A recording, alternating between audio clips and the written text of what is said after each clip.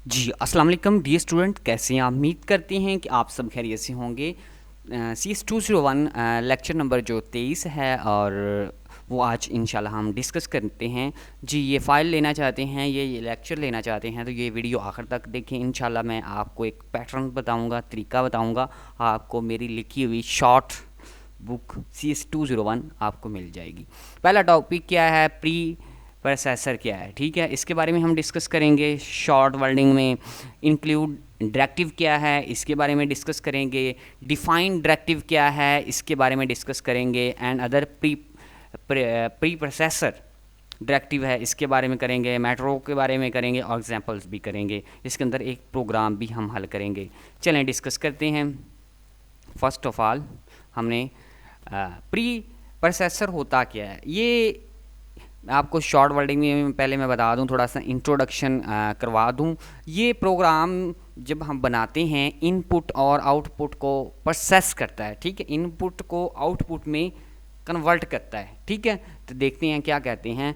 The preprocessor directive are the processed in the अमल क्या है, इसने काम क्या करना है, ये चीज़ों को प्रोसेस करता है। फॉर एग्जांपल हमारे कंप्यूटर में कैलकुलेटर होता है, हम 2+2 दे देते हैं इक्वल टू, वो 4 कर देता है, तो वो क्या कर रहा है, वो प्रोसेस कर रहा है, ठीक है, अंदर से अमले लाता है। बाय द प्रोग्राम के थ्रू या प्रोग्राम को इज कॉल्ड प्री प्रोसेसर। इसकी डेफिनेशन आपने याद करनी है। इन दिस कंप्यूटर साइंस, यानी कि कंप्यूटर साइंस के अंदर pre processor is a program, यानी कि ये भी एक प्रोग्राम है that process it input data, डाटे को क्या करता है, प्रोसेस करता है input data into the produce. ये मैंने जो आपको पहले बात बताई, इनपुट डाटे को क्या कर देता है, आउटपुट में कन्वर्ट कर देता है।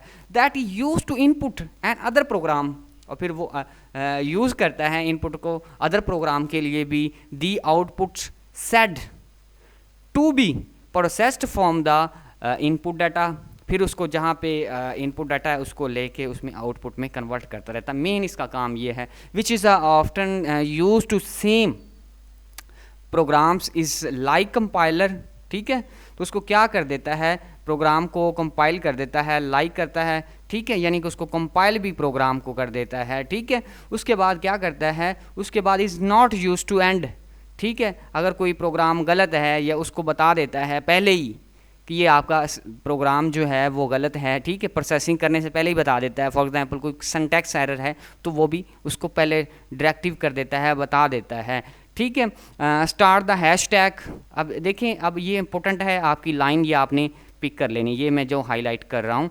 दी प्रोसेसर डायरेक्टिव स्टार्ट, ये शुरू कहाँ से करता है प्रोग्राम को, तो वो हैश सिंबल से शुरू होता है, ठीक है। आपने कभी भी प्रोग्राम देखा होगा, उसकी पहले जो फाइलें होती हैं हैश लगा होता है, ठीक है, हैशटैग लगा होता है, वो स्टार्ट वहाँ से ले रहा होता है। तो आगे क्या है, the processor preprocessor directive use to in a C language include header files के तौर पे यूज़ किया जाता है। सी लैंग्वेज के अंदर प्री प्रोसेसर जो है वो क्या किया जाता है, हेडर फाइल के तौर पे यूज़ किया जाता है, वो भी आपसे डिस्कस करते हैं।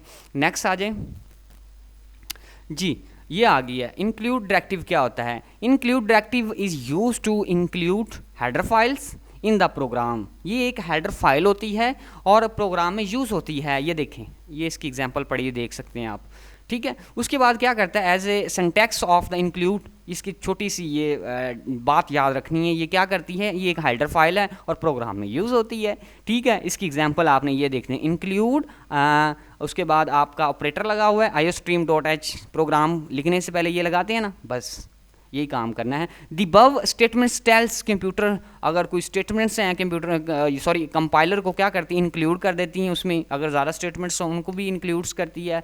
दी फाइल्स में iostream.h score programme before this compiling it, और फिर उसको चलाती है, कंपाइल कर देती है, ठीक है। इसकी भी समझ आ गई। डिफाइंड डायरेक्टिव क्या होता है, दी, ये हैशटैग से दूर लगता है, hashtag defined directive is use to define value, ये वैल्यू को डिफाइन करने के लिए इस्तेमाल किया जाता है। और माइक्रो, ये भी, इसको भी हम डिस्कस करते हैं। That is use to process pre processor into multiply, ठीक है। और उसके बाद प्रोग्राम, असल में थोड़ा सा कंप्यूटर मुझसे दूर रखा हुआ है, आंखों में पेन हो जाती है, तो कि मे भी कोई लफ्ज़ स्किप हो जाए तो आप देख लीजिएगा। Score code before the compiled, यानी कि ये सोर्स कोड भी होते हैं इसके, आपने पढ़ा होगा object code, source code. Object code को सोर्स कोड में कन्वर्ट भी किया जाता है। Because pre processor define is the submitted before compile, पहले वो क्या है सोर्स कोड को सबमिट कर देता है, ठीक है, act on the source code, फिर उसको एक्ट यानी कि उसके ऊपर अमल लाया जाता है। एनी एरर, अगर उसके अंदर एरर है तो इंट्रोड्यूस्ड, वो उसको बताता है भाई तुम्हारे अंदर ये एरर है, इसको निकालो, इंट्रोड्यूस दिखाता है। डिफाइन द डिफ़िकल्ट्स, ठीक है, ये थोड़ा सा डिफ़िकल्ट भी हो सकता है। एग्जांपल्स इसकी देख लें। डिफाइन इंटरेक्टिव मैक्स है, मैक्स कितना है 17 है। बिफोर इसकी जो आपने करनी है कंपाइलिंग करनी है। इफ़ द सी प्रोसेसर, ये वो क्या करता है find max one of the word in the score code, यानी कि वो कहता है सोर्स कोड है जो वो क्या करता है वन को जो आपका वर्ड है उसको क्या करेगा रिप्लेस, ठीक है। मैक्स के मैक्स इक्वल टू रखा हुआ है आप लोगों ने क्या बोला 17, ठीक है, तो फिर आप उसको मैक्स इन करवाएंगे तो जब आउटपुट देगा वो मैक्स नहीं देगा बल्कि उसकी जो साइन की वैल्यू है 17 वो देगा। ये इसकी एग्जांपल भी थोड़ी सी देख लीजिएगा। आगे क्या है प्रोसेसर डायरेक्टिव्स क्या होता है, इसकी एक डेफिनेशन है। प्रोसेसर डायरेक्टिव इज इंस्ट्रक्शंस, ये एक इंस्ट्रक्शंस देता है, इसको दी जाती है गिवन, दी जाती है टू द कंपाइलर, यानी कंपाइल करने के लिए, बिफोर द एग्जीक्यूट करने के लिए एक्चुअल प्रोग्राम जो हमारे प्रोग्राम्स होते हैं। Pre processor directive is also now compiler directive भी इसका कहते हैं, ठीक है। आ जाए ना प्री प्रोसेसर डायरेक्टिव की डेफिनेशन लिखें तो, या फिर इसकी कंपाइलर डायरेक्टिव आ जाए तो आपने ये डेफिनेशन लिखनी है। माइक्रो क्या, माइक्रो इज़ द क्लासिफाइड, इनको 2 कैटेगरीज में क्या किया गया, डिवाइड किया गया है। The first types of the micro written by the, ये देखें यूजिंग डिफाइन, इसको कहते हैं फर्स्ट टाइप्स जो है इसकी। The value of P I का मतलब है पाई, कैन बी डिफाइन। पाई को आपकी वैल्यू कितनी होती है वैसे 180 होती है, ठीक है, लेकिन उसको 22/7 भी लिखते हैं तो वो 22/7 वाली यही वैल्यू है। जब आपको 22 को 7 पे डिवाइड करेंगे तो उसकी वैल्यू ये आएगी।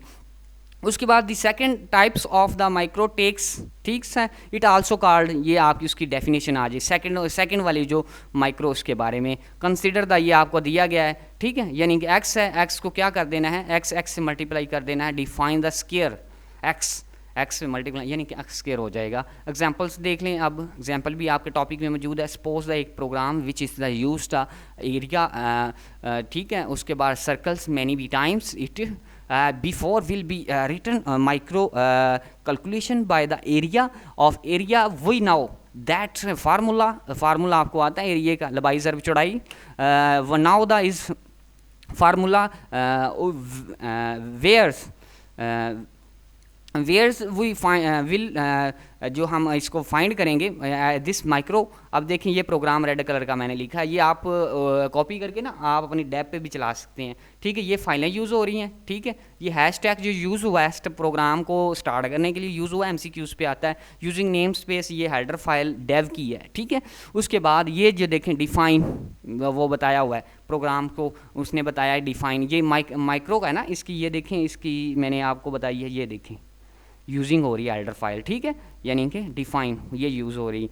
इंड मेन, ठीक है, ये प्रोग्राम को चेक करता है गलत है ठीक है या चलाता है, ठीक है, प्रोग्राम को। उसके बाद ब्रैकेट स्टार्ट हो जाती है, ब्रैकेट के अंदर क्या इंट रेडियन दिया गया है, ठीक है, यानी कि एरिया दिया गया 5 है। सी आउट एरिया ऑफ सर्कल, यानी कि ये लिखा लिखाया है, ये डबल, ये जो आपके ऑपरेटर होते हैं और ऊपर ये कोटेशन लगी, इसका मतलब ये होता है दोनों साइड पे लगती होती है, इधर भी राइट भी एंड लेफ्ट भी, ठीक है। इसका मतलब ये होता है कि ये लाइन आपकी ना लिखी लिखाई आ जाए। आपने लेसन नंबर 2 पढ़ा ना, उसके अंदर लिखा होगा। अगर जिसके अंदर ये ना लिखा हो फिर वो नहीं आता, ठीक है। अब क्या है कि ये लिखा लिखाया आ जाएगा इतना का इतना इतना, ठीक। इसके सामने जितना भी एरिया आएगा, यानी कि एरिया को एरिया से मल्टीप्लाई करेंगे, ठीक है, यानी कि दोनों साइडें मल्टीप्लाई करनी होंगी तो फिर रेडियस मालूम करना है ना, दोनों साइडें जो हैं कि वो आपकी मल्टीप्लाई होंगी। फॉर एग्जांपल एक साइड 4 है, दूसरी साइड भी 4 है, ठीक है, 4 × 4 8 आ जाएगा, आप इससे देख सकते हैं। और साथ में पाई भी मल्टीप्लाई हो गई, ठीक है, रेडियस। वो भी उसका जिक्र किया। ये सही सी आउट एंड यानी कि इसके बाद वो ख़त्म है सिस्टम। ये प्रोग्राम इतना तक और यहाँ तक ये जो हमारी प्रोग्राम की हेडर फाइलें हैं जो इनपुट आउटपुट देती हैं और प्रोग्राम को चलाती हैं। इसके टिप्स ज़रूर पढ़ लेने हैं, टिप्स इसके इम्पोर्टेंट हैं। और नीचे इसके बाद आप लोगों ने करना क्या है, टिप्स इसके अंदर ये होते हैं कि all preprocessor directives start with hash tag signs, इससे स्टार्ट किया जाता है। A samples can be use to redefined without using in it first, इसको नहीं डिफ़ाइन किया जा सकता, यानी कि अगर हम अनडिफाइन नहीं करेंगे तो दी कंडीशनल्स उसके बाद बता रहा है कंप्लेशंस डायरेक्टिव्स हेल्प्स डिबगिंग्स इन दी प्रोग्राम्स। इसके अंदर कंपाइलिंग का भी कोई ना कोई कंडीशनल्स चीज़ें होती हैं या कंडीशनल होती हैं, उनसे भी हेल्प ली जाती है। डू नॉट डिक्लेयर्स वेरिएबल्स, अगर हम वेरिएबल डिक्लेयर नहीं करते, नेम डिक्लेयर नहीं करते, प्रोग्राम अनस्कोर यानी कि प्रोग्राम नहीं चलेगा। ठीक है, ऑलवेज सारा जो आपने डिस्को भी पढ़ लेना। उसके बाद well define the micro that is take.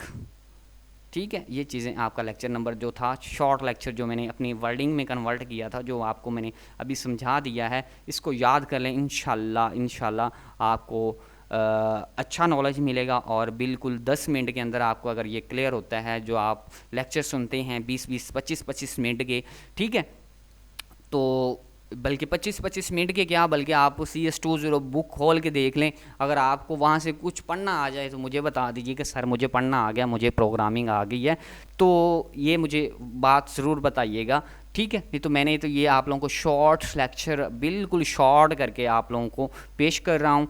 तो अगर वीडियो अच्छी लग रही है चैनल को सब्सक्राइब करें, बेल आइकन को दबाएं। अगर नहीं कुछ समझ आ रही तो वो फिर भी आप मुझसे पूछ सकते हैं। ये प्रोग्राम को ज़रूर अपने डैप पे चलाइएगा, क्या ये सही है या गलत है आपको ही पता चले। ठीक है, थैंक यू सो मच, अल्लाह हाफिज़।